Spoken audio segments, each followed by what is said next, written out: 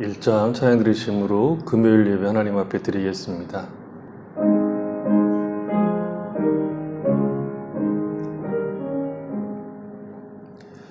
만복의 근원 하나님, 온 백성 찬송 드리고 저 천사여 찬송하세.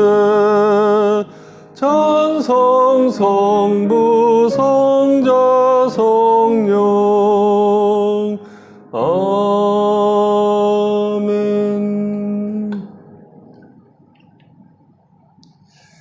하나님 아버지 감사합니다.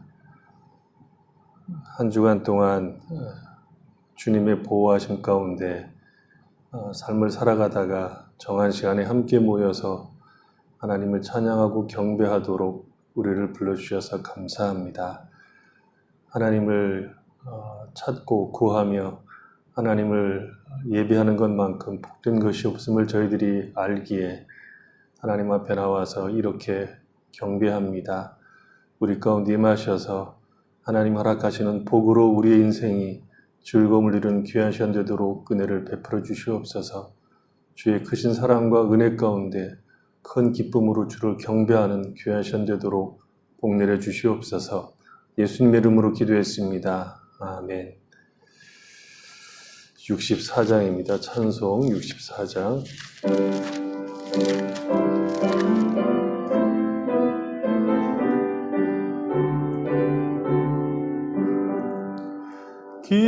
기뻐하며 경배하세.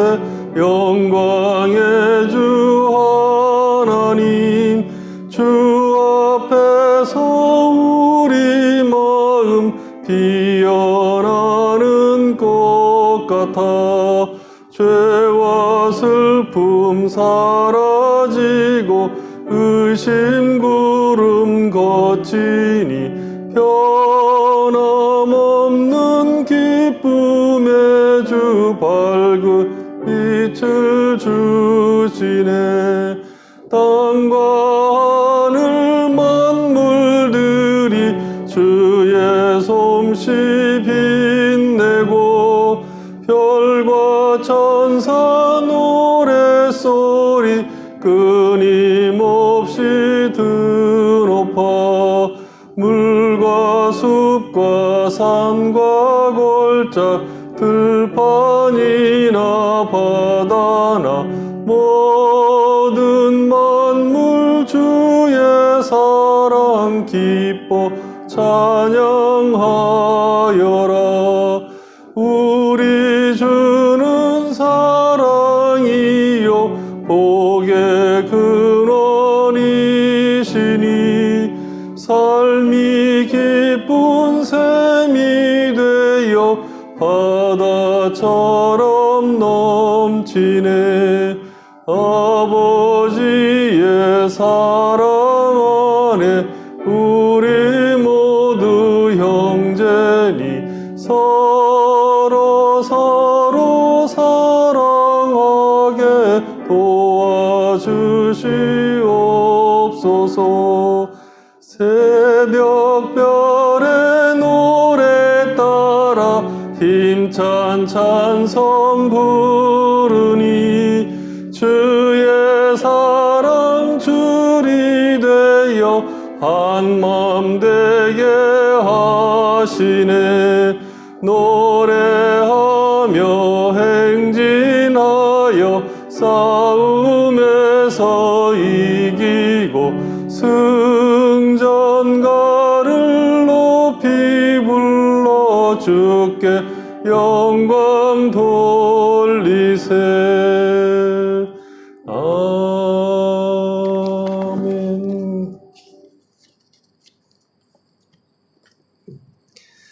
하이델베르그 유리문답 125문입니다. 125문. 넷째 간구는 무엇입니까? 오늘 우리에게 일용할 양식을 주시고 하는 간구인데 이것은 이런 뜻입니다.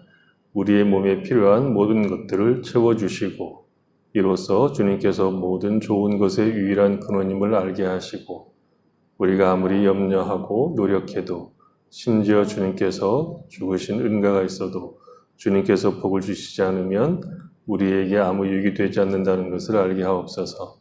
그러므로 우리가 어떤 피조물도 더 이상 의지하지 않고 오직 주님만 의지하게 하옵소서.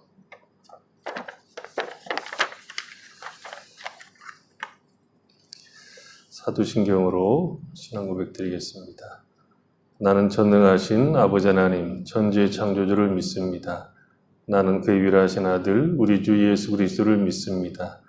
그는 성령으로 잉태되어 동정녀 마리아에게서 나시고 본디오 빌라도에게 고난을 받아 십자가에 못 박혀 죽으시고 장사된 지 사흘 만에 죽은 자 가운데서 다시 살아나셨으며 하늘에 오르시어 전능하신 아버지 하나님 우편에 앉아 계시다가 거기로부터 살아있는 자와 죽은 자를 심판하러 오십니다.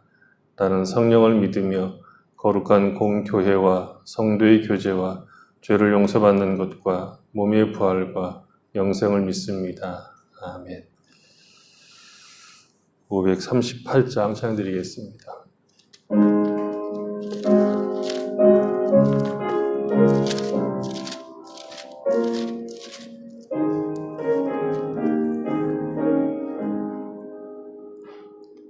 죄짐을 지고서 걸어가든 내 마음속에 주 영접하며 새 사람 되기를 원하거든 내 구주를 영접하라. 의심을 다 버리고 구주를 영접하라. 만문 다 열어놓고 내 구주를 영접하라. 정결케 되기를 원하거든 내 마음속에 주 영접하며 생명수 마시기 원하거든 내 구주를 영접하라. 의심을 다 버리고 구주를 영접하라. 만문 다 열어놓고 내 구주를 영접하라. 진실한 친구를 원하거든 내 마음속에 주 영접하며 내 맘의 평안을 원하거든 내 구주를 영접하라. 의심을 다 버리고 구주를 영접하라. 만문 다 열어놓고 내 구주를 영접하라. 즐거운 찬송을 하려거든 내 마음속에 주 영접하며 평안한 복지에 가려거든 내 구주를 영접하라. 의심을 다 버리고 구주를 영접하라.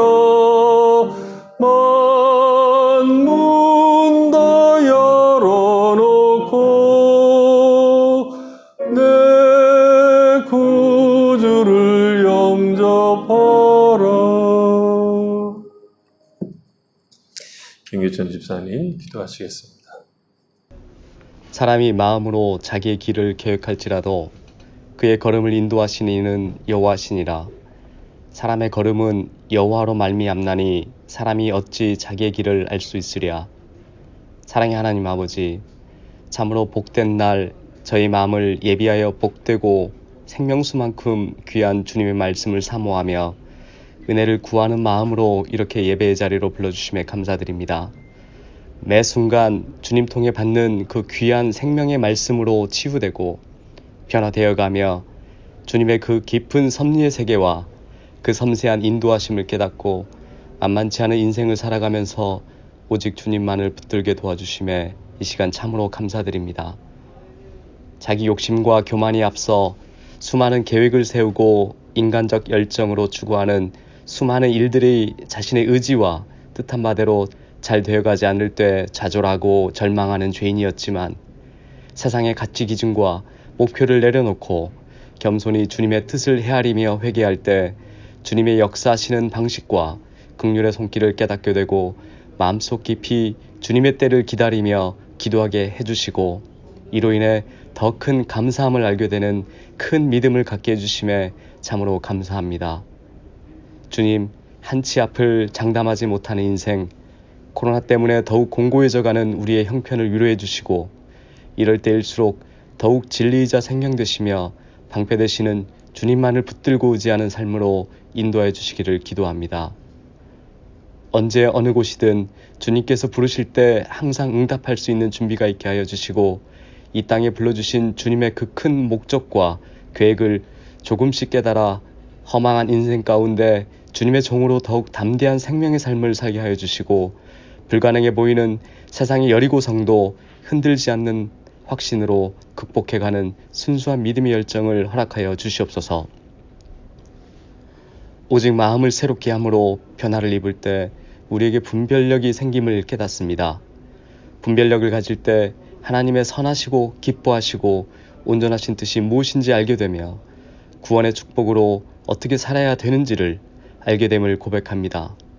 열심히만 사는 것이 아니라 온전한 믿음의 확신으로 주님을 붙잡고 인생을 살아가게 되기를 간절히 기도합니다. 오늘 우리가 신령과 진정의 마음으로 드릴 예배를 통해 우리의 무지와 죄악을 회개하게 하여 주시고 하나님 안에서 사는 그 놀라운 평강과 그로 인한 감사와 기쁨의 근원을 제대로 깨닫고 모든 세상의 가치들 위해 분명한 하나님의 법과 진리를 놓고 마음을 결단하게 되는 시간이 되게 하여 주시기를 기도합니다. 분주함이 아닌 평강으로, 교만이 아닌 겸손으로, 세상의 욕심이 아닌 온유와 사랑으로 우리의 마음을 변화시켜 채워주시기를 기도하오며 주님의 말씀 안에서 세상의 질고와 번민, 문제들이 해결되는 놀라운 체험을 할 수 있도록 은혜 베풀어 주시기를 기도합니다. 이를 위해 늘 우리의 몸된 교회와 성도를 위해 기도하시고 사명감으로 헌신하시며 그 어느 것보다 귀하고 복된 주님의 말씀을 열정적으로 증거하실 우리 전 목사님, 늘 변치 않는 사랑과 성령의 감동으로 함께하여 주시고 동행하여 주셔서 지치지 않게 하여 주시고 성령 충만하게 하여 주시기를 간절히 기도합니다. 우리 선교사님들도 코로나로 쉽지 않은 사역과 때론 외로운 사명의 길이지만 오히려 이때 더욱더 놀라운 성령의 역사를 체험하게 도와주시고 또 다른 차원의 값진 사역의 결실을 맺어 감사가 넘칠 수 있도록 믿음과 지혜와 건강과 모든 필요를 온전히 채워주시기를 기도합니다. 방글라데시가 하루빨리 코로나로 극복이 되길 기도합니다. 그리하여 만세전부터 주님의 뜻한 바로 세워주신 우리 다카 한인교회가 이 땅에서 해야 할 사명의 역할을 온전히 감당하기에 부족함이 없도록 지속적으로 주님의 뜻 가운데 이끌어 주시길 기도하오며 이곳저곳 떨어져 있는 성도들도 조만간 다 같이 하나로 뭉쳐 찬양하고 은혜를 나누며 소통하면서 코로나 이전보다 더욱 활기찬 신앙생활을 같이 할 수 있도록 긍휼을 베풀어 주시기를 기도합니다. 몸이 아픈 성도들, 공궁에 처한 성도들, 특별한 위로가 필요한 성도들 드러나지 않지만 주님은 너무나 잘 아시오니 주님의 사랑의 손길로 함께해 주셔서 하루빨리 치유함이 있고 방향이 정해지고 주님의 위로와 말씀 안에서 풍요를 찾을 수 있도록 도와주시기를 기도합니다.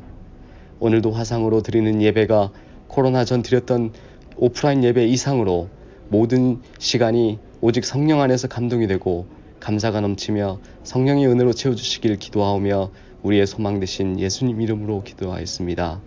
아멘.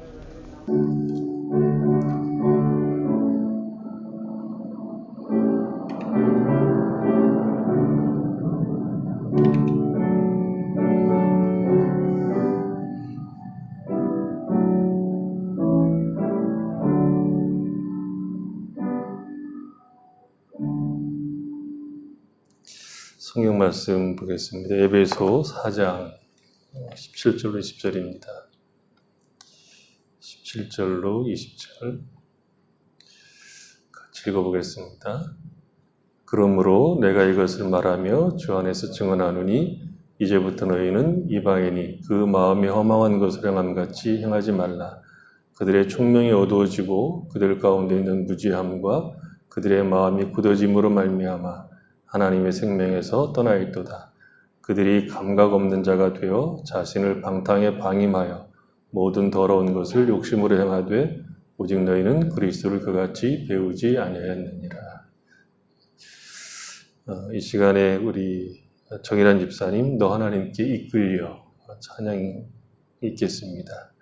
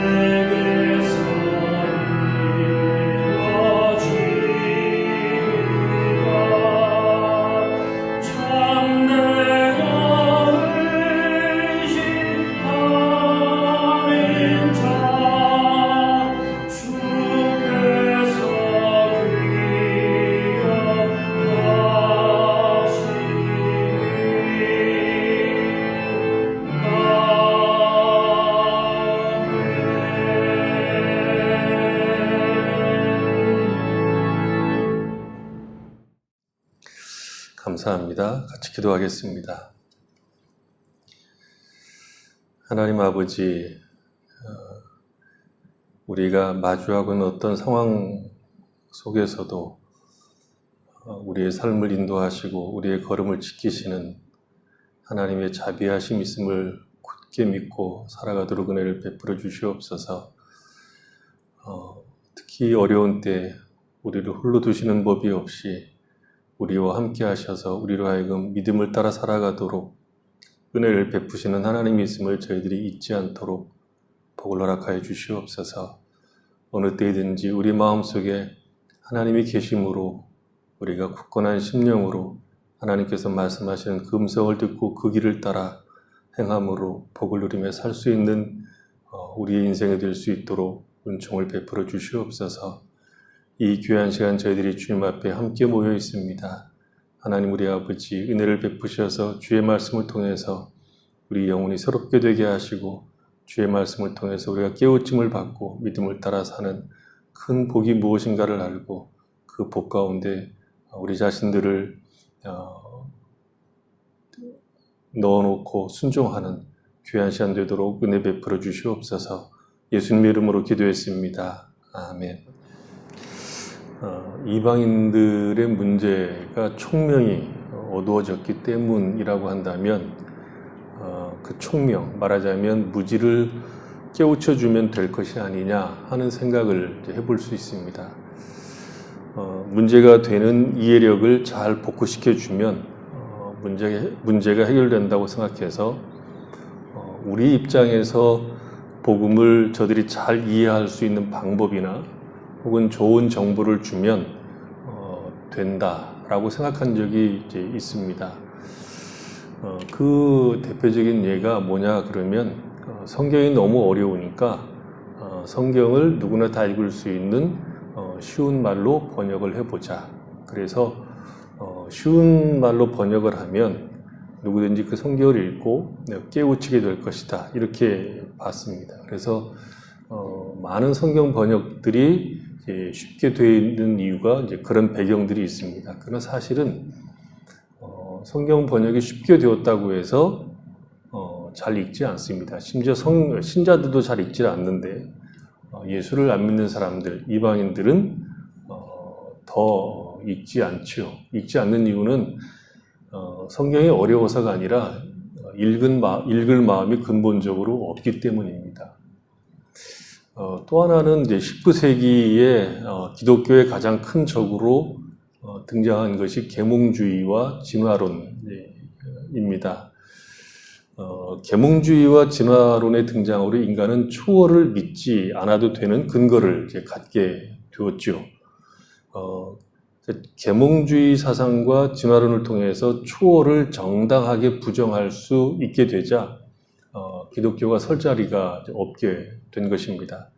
그래서 과학의 발달과 이성의 등장으로 기독교가 설 자리가 없어진 것처럼 보이자 일부 이제 신학자들이 예수를 믿지 않는 사람들에게 기독교를 제대로 설명하기 위해서 말하자면 계몽이 된 인간들에게, 계몽이 된 근대인들에게 기독교를 잘 설명하기 위해서 성경에 나오는 초자연을 자연으로 포장을 해서 자연으로 재해석을 해서 설명하는 학자들이 나오기 시작했습니다.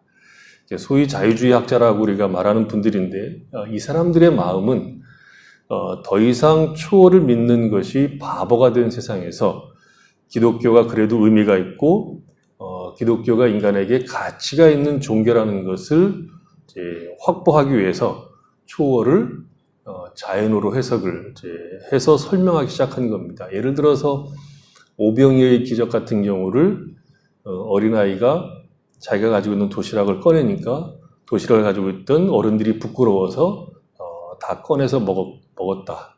먹고 난 다음에 이제 보니까 그렇게 많이 남았다. 이렇게 얘기를 이제 자연으로 해석을 한 것이, 그러니까 초자연을 자연으로 설명한 겁니다. 그래서 예수를 믿지 않는 사람들이 이렇게 기독교의 초월성을 자연으로 잘 설명하니까 그 사람들이 기독교에 귀를 기울였느냐? 아니라고 얘기하고 있죠, 역사는. 오히려 반대로 기독교가 급속하게 약화되는 현상을 서구 사회가 맞게 됩니다. 그러니까 초월을 부정하고 자연으로만 기독교를 설명하면 굳이 기독교만 유일한 종교라고 할 이유가 없어진 것이고, 그것을 믿어야 할 이유가 없어진 것입니다. 그러니까 초월 없이 이성으로 충분한데 굳이 기독교의 목을 맬 이유가 없게 되어서 서구 기독교는 급속하게 약화의 길로 가게 되죠. 이성이 문제가 있다면 이렇게 좋은 설명과 정보를 주면 해결될 것 같은데 해결이 안 되는 이유가 뭐냐 하면 마음이 굳어졌기 때문입니다. 감각이 없기 때문이죠. 말하자면 이런 겁니다. 옛날에 시골에 살던 어떤 분이 서울 구경을 이제 가게 되었는데 서울에 가니까 사람도 많고 뭐 신기한 것도 많고 얼마나 이렇게 번잡하고 볼 것들이 많은지. 근데 그 중에 가장 신기한 것이 시골 사람이 볼 때 가장 신기한 것이 전기불이었습니다.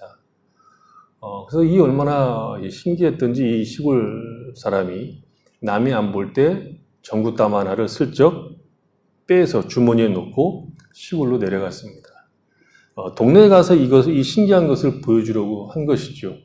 그러니까 서울 구경을 갔다 왔다고 하니까 동네 사람들이 다 모여서 서울이 어떠냐고 이제 물어본 거죠.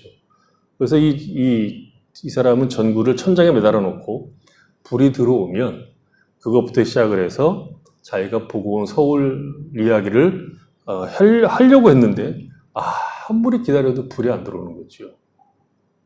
이 사람은 전구 자체에 불이 들어온다고 생각을 한 겁니다. 전구가 전원에 연결되어야 전기불이 들어온다는 것을 몰랐죠.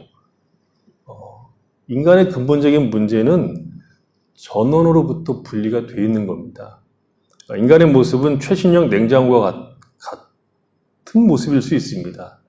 크고 아름답고 별 희한한 기능이 다 들어가 있는 냉장고이지만 그 냉장고 자체가 가지고 있는 모습은 인간의 발달한 문명을 상징하지만 근데 문제는 그 냉장고가 전원에 연결이 안 돼 있는 겁니다. 말하자면 이방인들은 하나님으로부터 단절된 상태이기 때문에 보기에 아름다운 것처럼 보이는 것들조차도 결국은 아무 소용이 없는 것이죠. 선을 행할 수 없을 뿐만 아니라 죄를 지을 수밖에 없게 되어 있는 겁니다. 하나님으로부터 단절된 상태를 우리가 죽음이라고 얘기를 하죠. 그러니까 하나님께 대해서 죽었기 때문에 거기에 무엇을 갖다 놓고 무엇을 가지고 아름답게 치장을 해도 생명이 없는 겁니다. 최신형 냉장고에 최신형 TV에 최신형 온갖 가전제품을 다 갖다 놔도 전원이 없으면 무용지물인 것과 같은 거죠. 그래서 이방인들에게 좋은 정보를 제공하고 환경을 더 잘 만들어주고 교육을 잘하면 말하자면 우리가 잘하면 깨우칠 수 있다고 생각하는 것은 틀린 생각입니다. 그것을 사도 바울은 마음이 굳어졌다는 말로 그들의 형편을 이야기하고 있는 것이죠. 마음이 굳어졌다는 것은 마음이 딱딱해졌다는 것입니다. 마음이 딱딱해졌다는 것은 뒤에 나오는 감각 없는 자라는 뜻입니다. 발바닥에 피부가 두꺼워지면 굳어진 부분이 무감각해지죠. 그런 일이 사람의 마음에 일어난 것을 굳어졌다라고 얘기하는 겁니다. 마음 자체가 아무것도 느끼지 못하는 것입니다. 무엇에 대해서요? 하나님에 대해서, 진리에 대해서 전혀 감각이 없는 겁니다. 마음이 굳어짐으로 말미암아 하나님께 대하여 감각이 없기 때문에 만들어낼 수 있는 유일한 것이 죄밖에 없게 된 겁니다. 이방인들은 의지적으로 그리고 자신이 선택하여 죄의 열매를 맺는 겁니다. 죄는 마음을 굳게 하여 의로운 것, 거룩한 것, 진리와 하나님의 생명으로부터 자신을 분리해서 정반대 방향으로 가는 겁니다. 그런 굳은 마음의 특징들을 보면 다른 종교에 대해서, 다른 사상에 대해서는 관용적이지만 유독 기독교에 대해서는 이를 딱딱 깔고 반대합니다. 예수를 믿지 않는 사람들은 기독교를 객관적으로 생각하지 않습니다. 기독교가 역사 속에서 어떤 종교로 자리매김했는지, 기독교가 무엇을 믿고 어떤 것을 실천했는가에 대해서 전혀 알고 싶어 하지 않습니다. 스스로 마음을 굳게 하고 들으려고 하지 않는다는 것이죠. 기독교적인 것에는 마음을 굳게 하기로 결심을 한 것입니다. 감각을 없게 하려고 애를 쓰고 외면한 것이죠. 우리가 보기에 이상한 것들에 대해서는 관심이 있고 마음의 문을 열고 있지만 유독 기독교에 대해서만큼만은 외면하고 알려고 하지 않습니다. 진화론과 창조론에 관해서 세상에 다루는 방식을 보면 일방적이죠. 진화론은 객관적 사실이고 창조론은 믿음이라고 전제하고 이야기를 시작하죠. 하지만 하나님이 창조했다는 것과 맨 처음 아무것도 없었다라고 하는 것은 둘 다 일종의 결론일 뿐이지 누구도 창조 당시에 존재한 자가 없고 아무것도 없었다는 것을 본 사람도 없습니다. 객관적이라고 하면 그것이 증명되어야 하는데 증명할 방법이 사실은 없습니다. 우리는 믿음으로 하나님이 세상을 지으셨다는 것을 고백하는 것이고 예수를 안 믿는 사람들은 이것을 아니라고 우기기 위해서 처음에는 아무것도 없었다고 그들의 신념으로 주장을 하는 겁니다. 신념 체계이지 객관적 진리의 체계는 아닙니다.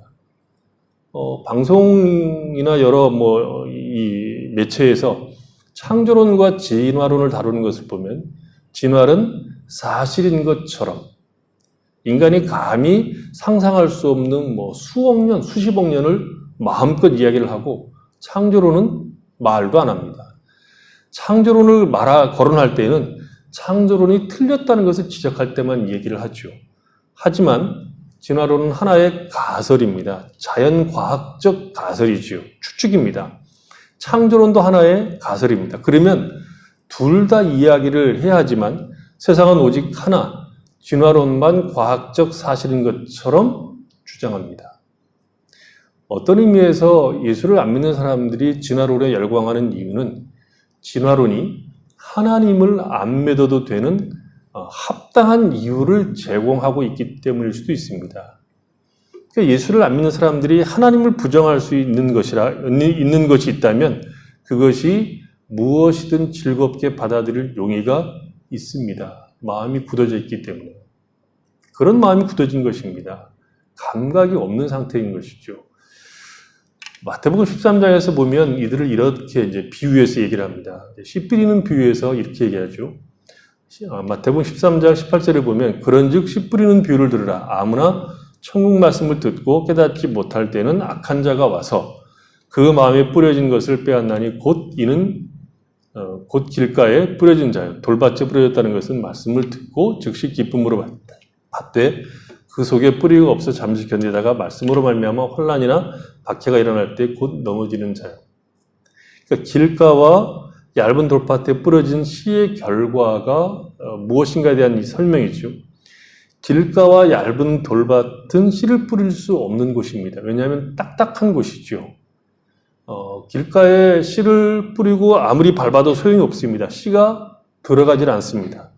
너무 딱딱해서 씨가 들어갈 수가 없고 그래서 씨가 제대로 자랄 수가 없습니다. 마음이 굳어졌다는 것은 길가의 밭과 같이 복음을 듣기는 하지만 마음이 너무 딱딱해서 복음에 대해서 반응할 수 없을 뿐만 아니라 스스로 복음을 거부한다는 것이죠.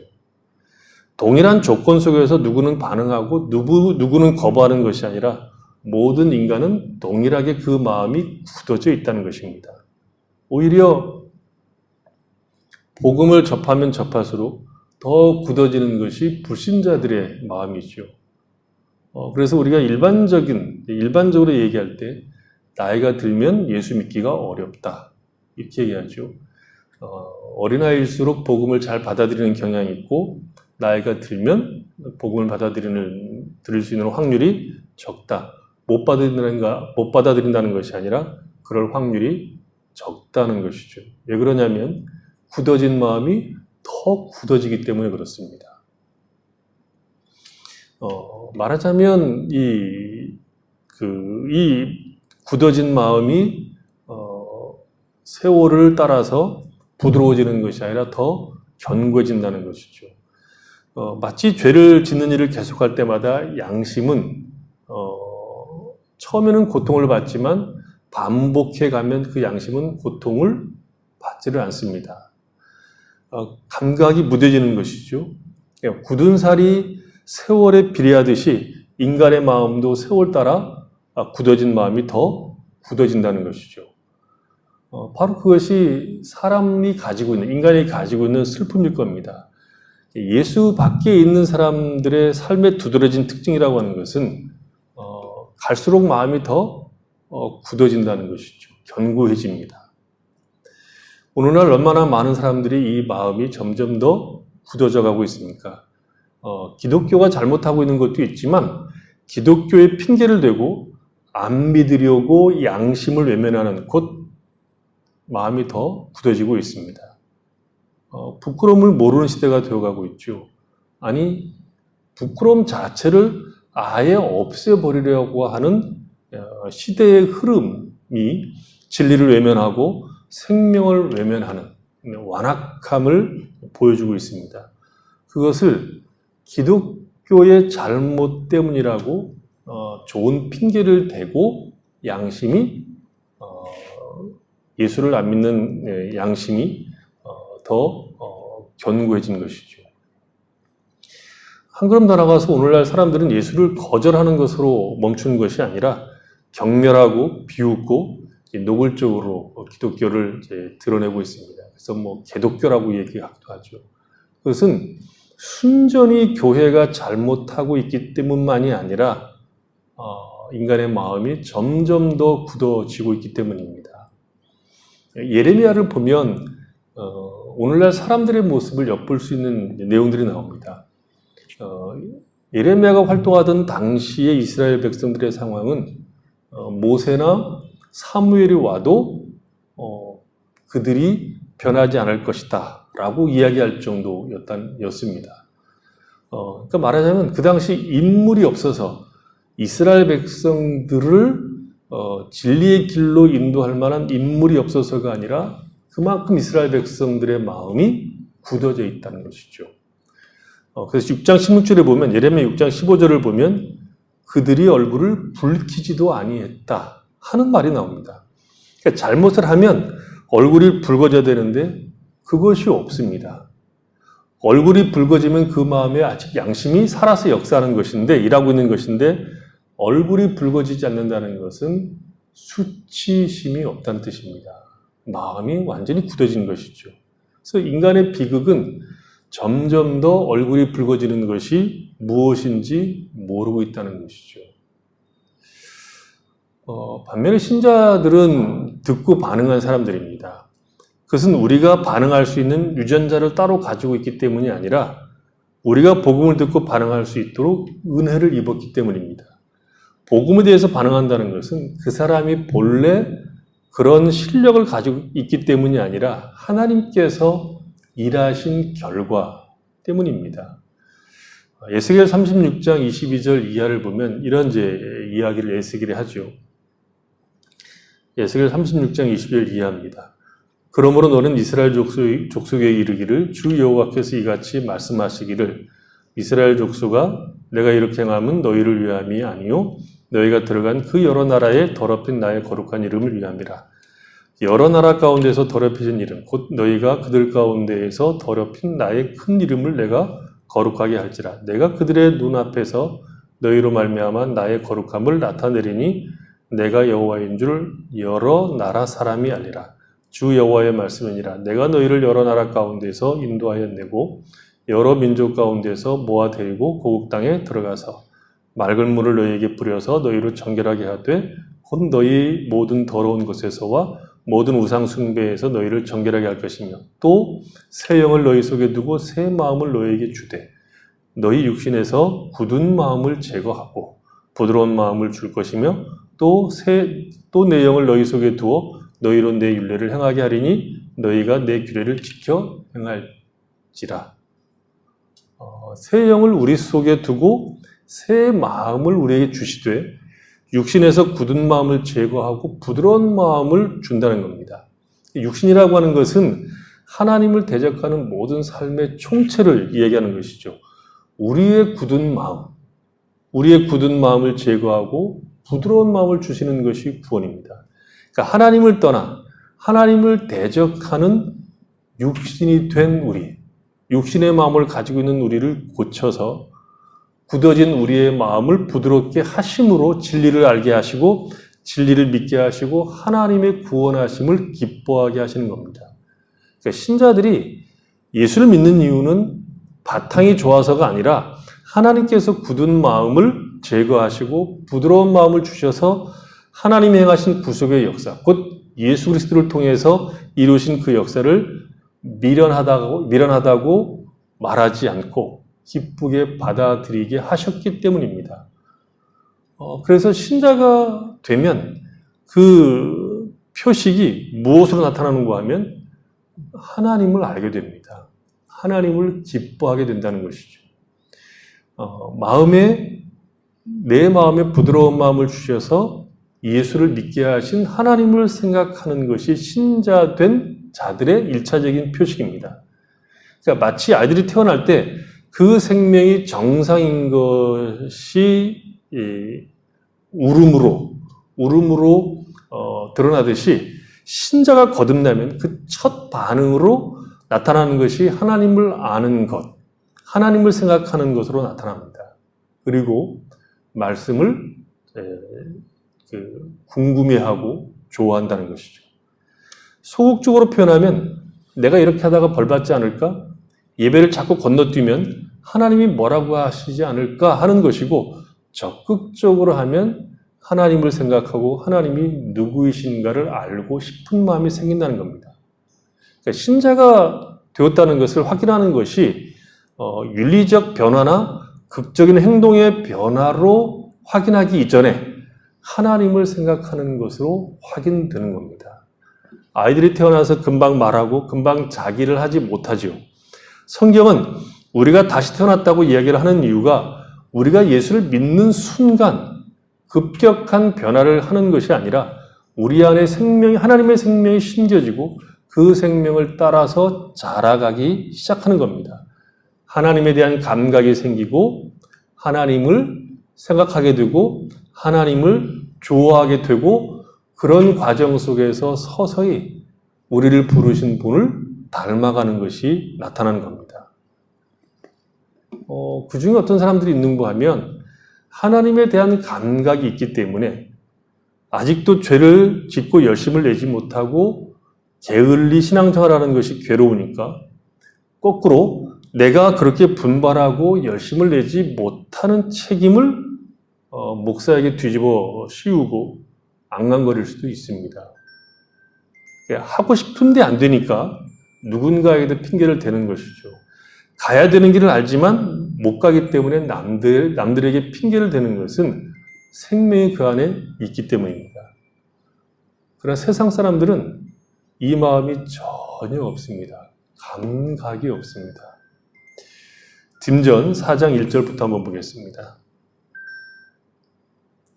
딤전 4장 1절 2절입니다. 그러나 성령이 밝게 말씀하시기를 후일에 어떤 사람들이 믿음에서 떠나 미혹하는 영과 귀신의 가르침을 따르리라 하셨으니 자기 양심이 화인을 맞아서 외식함으로 거짓말하는 자들이라. 후일이라고 하는 것은 말세를 가리킵니다. 말세라고 하는 것은 지금이죠. 예수님이 다시 오실 때까지 전 기간을 성경은 말세라고 얘기합니다. 그 말세의 특징은 사람들이 믿음에서 떠나 미혹하는 영과 귀신의 가르침을 따르게 되고 그 결과로 자기 양심이 화인을 맞게 된다. 이렇게 얘기하고 있습니다. 화인을 맞았다는 것은 불로 찢어서 깊이 화상을 입으면 감각이 없어지는 것이죠. 양심이 화인을 맞으면 하나님에 대한 감각이 사라진다는 겁니다. 생명과 진리에 대해서 감각이 없기 때문에 사람들은 함부로 자기가 무슨 소리를 짓거리는지도 모르고 하나님을 모독합니다. 우리가 듣기에 끔찍한 신성모독을 하고 진리를 외면하는 이유는 양심의 화인을 맞았기 때문인데 지금이 그럴 때라는 거죠. 미혹하는 영과 귀신의 가르침을 듣다 보면 결국 양심이 굳어집니다. 하나님께 대한 감각이 사라지게 되어서 우리가 생각할 때 참으로 더럽고 추악한 것을 아무런 거리낌이 없이 하는 겁니다. 오늘날 우리 사회를 지배하는 사상들은 이 양심을 인두로 지지고 있는 것이다, 이렇게 볼 수 있습니다. 동성애가 자연스럽다, 이렇게 얘기하죠. 그 하나의 경향이지, 인간의 하나의 성향이지 죄는 아니다 하는 것들을 심지어 성경을 바꾸어서까지 주장하고 있고요. 그렇게 동의를, 수많은 사람들로부터 그렇게 동의를 얻게 되니까 이제 한쪽에서 뭐가 나오기 시작하고 있느냐면 소아성애도 인정해 줘야 된다고 주장하기 시작했습니다.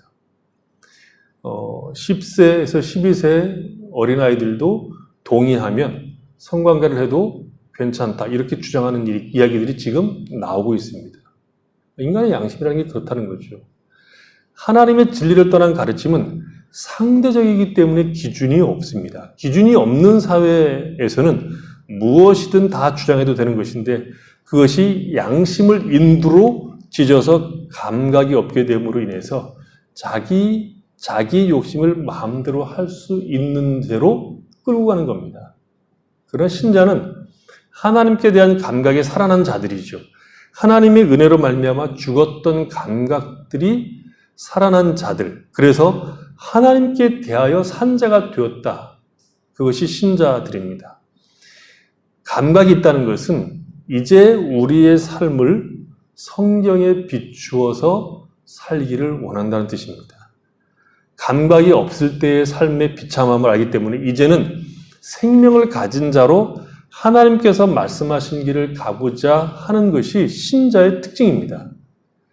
하나님의 말씀을 듣고 그 말씀을 따라 산다는 것은 놀라운 일입니다.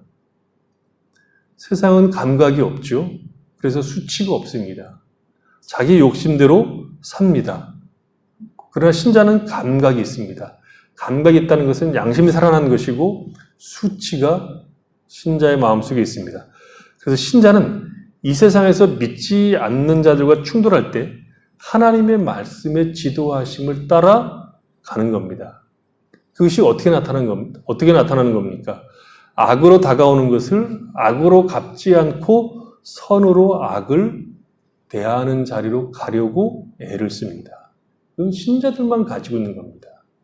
내가 감각이 있다, 내가 생명을 가지고 있다, 하나님께 연결되었다는 것은 이제 하나님의 생명이 나를 통해서 나타나는 자리에 있다는 뜻입니다.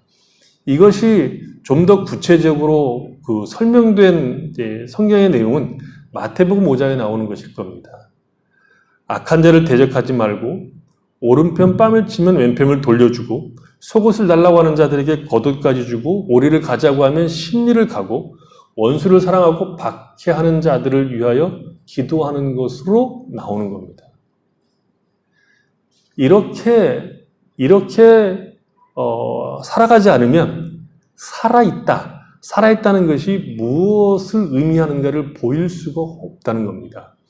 하나님의 생명에서 떠난 자와 하나님의 생명을 가진 자의 차이는 이 방향으로 가고 있는가, 이 방향으로 가기를 힘쓰는 것으로만 확인되는 겁니다. 우리가 딴 길에 서 있는 자들이고 하나님께 대하여 산 자들이기 때문에 죽은 자들과 싸울 이유가 전혀 없는 겁니다. 이방인들은 무정하며 화인 맞은 양심을 가지고 있습니다. 그것이 정상이죠. 그들은 거룩한 것과 생명과 진리에 대해서 관심이 없을 뿐만 아니라 오히려 비웃습니다. 참으로 그런 신자의 삶을 비웃습니다. 신앙생활이 어려운 이유가 뭐냐면 세상이 우리를 응원하는 곳에서 살아가는 것이 아니라 우리를 비웃는 분위기 속에서 나만 생명을 가지고 사는 것을 진지하게 생각하기 때문에 어려운 겁니다. 예수를 믿고 사는 것을 비웃는 세상 속에서 나 혼자 진지하고 정직하게 한다는 것은 용기가 필요한 것입니다. 신자로 산다는 것은 세상이 볼 때 딱하고 바보스러운 겁니다. 그래서 신자가 신앙의 큰 진전을 위해서는 이 강을 건너가셔야 됩니다. 남들이 욕하는 거, 비웃는 것을 뛰어넘어서야 됩니다. 그래서 어려운 거죠. 그러나 생각해 보시면 이 길을 갈 수밖에 없습니다. 왜냐하면 마음이 굳어짐으로 말미암아 오는 삶은 방탕과 방임이기 때문입니다. 방탕이라고 하는 것은 허비하고 있다는 것이죠. 목표가 있기는 한데 그 방향이 틀렸다는 것입니다. 정당하게 써야 할 곳에 쓰지 못하는 것을 방탕이라고 얘기합니다. 세상은 가치도 있는 것 같고 목표도 있는 것 같아서 성실하게 사는 것처럼 보이지만 사실은 방탕하고 있는 겁니다. 인생의 목적은 하나님의 생명 안에서 하나님을 기뻐하면서 사는 것이 인생의 목적입니다. 그 목적지가 아닌 방향으로 가는 모든 것들은 방탕입니다. 허비하는 겁니다. 공부할 시간에 나가서 놀고 학교에 가는 시간에 딴 곳에 가든지 수학 시간에 열불나게 국어 공부하는 것들은 다 허비하는 겁니다. 방탕하는 것이죠. 술 먹고 주색 잡기를 해서 방탕한 것이 아니라 지금 준비해야 될 것, 지금 내가 정당하게 해야 될 것, 하나님을 기뻐하고 그 말씀에 비추어서 내 인생을 살아야 되는 것들을 하지 않는 것을 방탕이라고 얘기합니다. 그래서 방탕과 그렇지 않은 삶의 차이는 훈련과 절제가 있느냐의 싸움으로 나타납니다. 방탕하지 않는 자들, 즉 목표가 있고 가야 할 길이 정해진 사람은 그 목적지를 향해서 절제하고 훈련하는 법입니다. 신자는 하나님의 생명 안에서 삶을 위하여 스스로 말씀에 자신을 묶어놓는 자요. 그 말씀을 따라 살아가기 위해서 절제합니다. 하나님의 사람으로 스스로를 훈련하기 위해서 부지런히 말씀을 깨우치며 기도하며 생활에 말씀을 적용하는 훈련을 부지런히 하는 자들입니다. 예수 안 믿는 사람들은 인생을 허비하기 때문에 생명과 진리가 그 안에 존재하지 않습니다. 그들은 자기 욕심을 따라 오늘을 성실하게 살 뿐입니다. 자신을 방탕에 방임하는 모든 더러운 것, 더러운 것이라고 하는 것은 윤리적인 것이 아닙니다. 하나님과 무관한 것들을 욕심으로 행하는 겁니다. 하나님과 전혀 상관없는 인생의 가치와 목표를 더러운 것이라고 얘기하는 겁니다. 자기가 하고 싶은 대로 게으르며 이리 뛰었다 저리 뛰었다 그저 하루하루를 기분 내키는 대로 삽니다. 최고의 가치를 자기 만족과 자기 행복에 두고 삽니다. 거룩과 진리에는 전혀 관심이 없습니다. 그러면서도 행복하다고 우기고 살죠. 신자는 자기 욕심대로 행하는 자들이 아니라 하나님의 말씀에 귀를 기울이고 그 말씀을 따라 살고자 합니다. 그것은 속박도 아니고 약한 것도 아니며 자유이고 지혜인 겁니다. 누가 선생님 말씀을 잘 듣는 학생을 약해 빠졌다 그렇게 말합니까? 선생님 말씀에 반항하는 것이 용기입니까?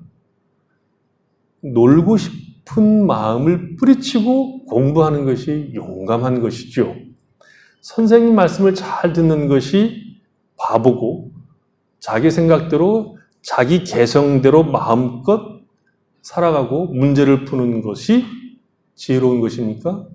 아니지요. 하나님 말씀을 듣는 것이 지혜 중에 지혜입니다. 하나님도 없고 하나님도 모르는 사람에게는 자기 욕심을 따라 사는 것, 자기 행복을 극대화하는 것이 최고라고 생각하지만 성경은 그것을 방탕하다, 허비한다라고 얘기합니다. 진리와 생명으로부터 분리되는 순간 인간은 방탕한 삶을 사는 겁니다. 그런데 오늘날 우리는 가만히 보면 행복하기 위해서 다 미쳐 있는 것처럼 보입니다. 자기 욕심을 따라 사는 것을 최고의 가치, 자기가 행복한 것을 최고의 가치로 여기는 것처럼 보입니다. 우리는 어떻게 살고 있습니까? 하나님 말씀을 듣고 있습니까? 얼마나 하나님 말씀을 듣는데 좋은 때를 우리가 살고 있습니까? 하나도 안 바쁘게 돼 있잖아요. 하나도 안 바쁜 때를 지금 살고 있잖아요. 시간이 너무 많아서. 우리가 하나님 말씀을 귀 기울이고 있습니까? 그 말씀을 듣고자 애를 쓰고 있습니까? 하나님을 알고자 하는 그 마음이 더 커지고 있습니까? 하나님을 더 많이 알게 되었습니까? 인생들은 문제가 없으면, 질문할 것이 없으면 우리 마음이 자라나지 않습니다. 지금 질문할 것이 얼마나 많습니까? 이렇게 이런 시대를 허락하신 하나님 앞에 왜 이런 것을 허락하였는지 질문할 게 얼마나 많고 그 질문을 던지고 성경을 통해서 해답을 얻을 수 있는 기회가 얼마나 좋은 때입니까? 지금은 하나님께서 우리의 마음을, 각자 우리 마음을 다루시고 우리로 하여금 무엇에 우리의 마음을 두고 살고 있는지를 묻고 계실 겁니다. 하나님 말씀을 듣고 있습니까? 그 말씀을 천천히 묵상하고 그 말씀을 따라서 내 삶을 비춰보고 있습니까? 신자는 더 이상 허망한 것을 따라 사는 자들이 아닙니다. 우리는 그리스도 예수 안에 있습니다. 마음이 굳어진 자들이 아니라 새 마음을 가지고 있습니다. 우리는 새 사람입니다. 옛사람을 벗은 자들입니다. 그 새 사람다운 삶을 구애하고 열매를 맺어야 됩니다. 하나님의 사람으로 살아가도록 위하여 기도해야 됩니다.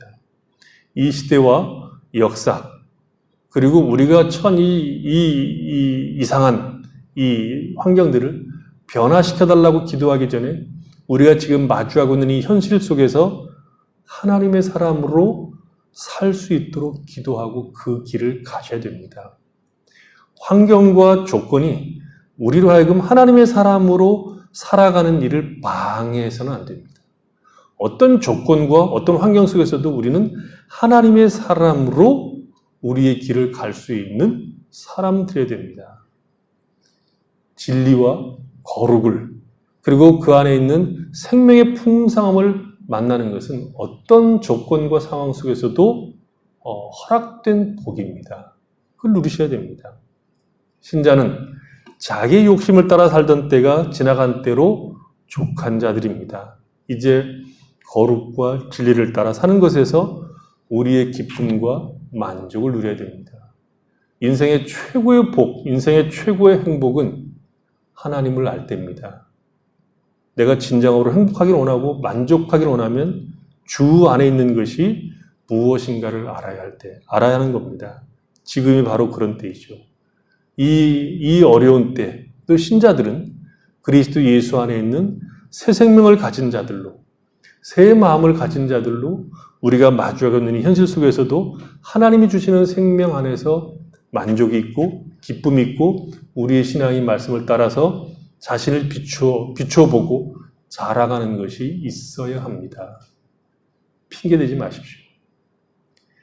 환경과 조건을 핑계대지 마시고 하나님 앞에서 우리의 신앙들을 이때에도 우리의 신앙들이 풍성해지고 자라가도록 우리를 하나님의 사람으로 부르시고 새 마음을 주신 그 하나님 앞에서 열심을 다해서 우리 각자의 신앙들을 잘 갖고 가시는 성도들이 되시기를 바랍니다. 기도하겠습니다.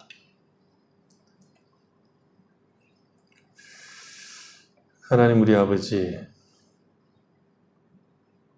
우리는 굳어진 마음이었지만 하나님께서 우리에게 부드러운 마음을 주셔서 예수를 알고 믿고 생명과 진리 가운데 살아갈 수 있도록 복을 주셨습니다. 하나님 우리 아버지, 우리가 하나님의 사람으로 살아가는 이 기쁨 자리를 놓치지 않고 이 특권을 놓치지 않고 살아갈 수 있도록 은혜를 허락하여 주시기 원합니다. 우리가 마주하고 있는 이 시대와 역사 앞에 그리고 우리가 마주하고 있는 환경과 조건들이 우리가 하나님의 사람으로 살아가는데 그 말씀에 비추어 그 말씀을 따라 살아가는데 방해할 수 없음을 알고 우리가 어떤 때에도 하나님의 말씀을 따라 살아가는 큰 기쁨, 큰 영광을 누리며 살 수 있도록 복을 허락하여 주시옵소서. 그래서 어려운 때에도 우리의 신앙은 더 굳건해지고 강건해지고 날마다 새로워지는 복을 누리며 살 수 있도록 축복해 주시옵소서.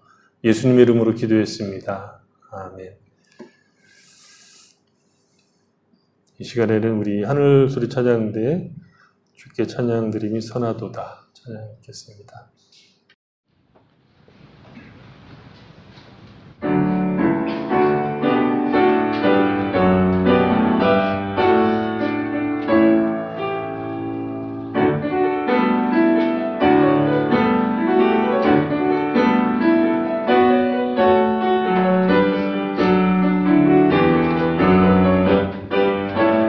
찬양 드림이 선하도다 거룩한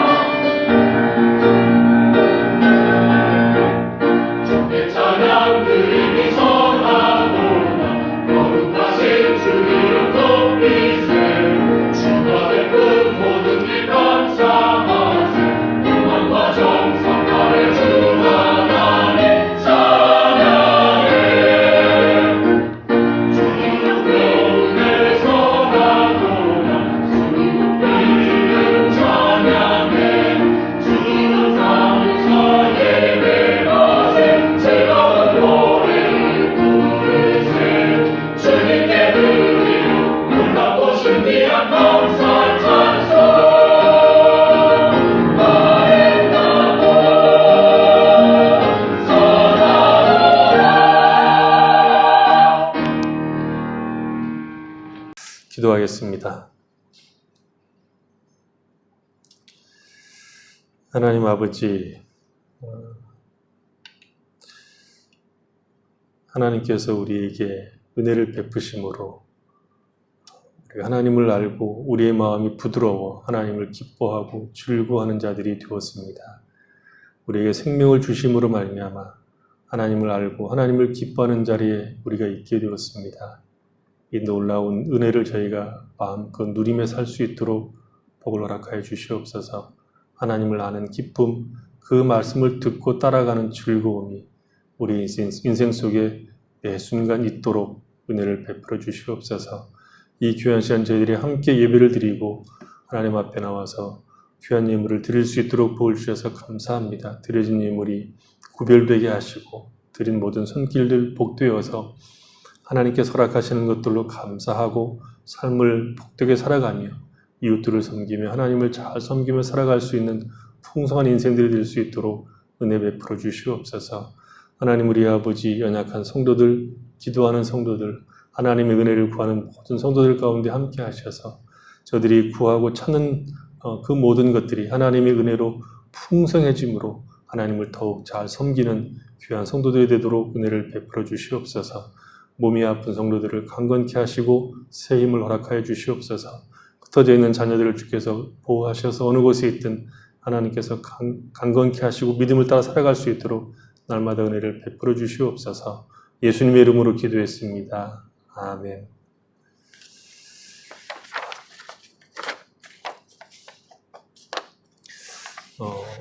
열심히 기도하시면서 말씀을 묵상하시고 그러면서 여러분들의 신앙들을 점검해 갈 수 있기를 바랍니다.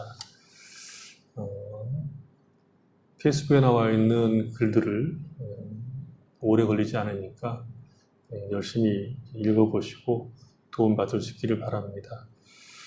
영상 예배 드릴 때 또 식구들이 다 모여서 함께 하나님 앞에 예배 잘 드릴 수 있기를 바랍니다. 5장 찬양 드리시고 또 예배 마치겠습니다.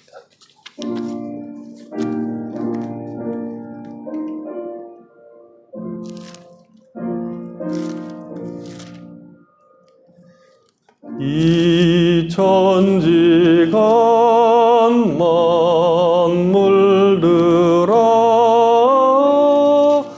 복 주시는 주 여호와 전능성부 성자 성령 찬송하고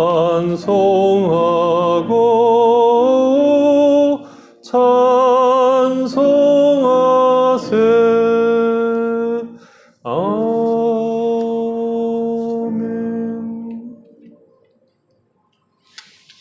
주 예수 그리스도 은혜와 하나님 아버지의 사랑하심과 성령의 교통하심이 굳어진 우리의 마음을 부드럽게 하셔서 하나님을 알고 하나님을 기뻐하고 즐거워하며 살아가게 하신 그 은혜를 알고 어느 조건과 상황 속에서도 하나님을 기뻐하고 그 말씀을 통해서 우리가 진리 안으로 생명 안으로 들어감으로 하나님이 주신 복을 누리며 살아가길 원하는 죄 사랑하는 모든 백성들과 그 가정과 삶의 터전 위에와 줄타 있는 성도들과 홀로 떨어져 있는 사랑하는 자들 머리 위에와 이 땅에서 그걸 기다리고 있는 수많은 영혼들과 저들을 위해서 수고하는 주님의 모든 귀한 종들 위에 지금부터 영원토록 함께 계실지어다. 아멘.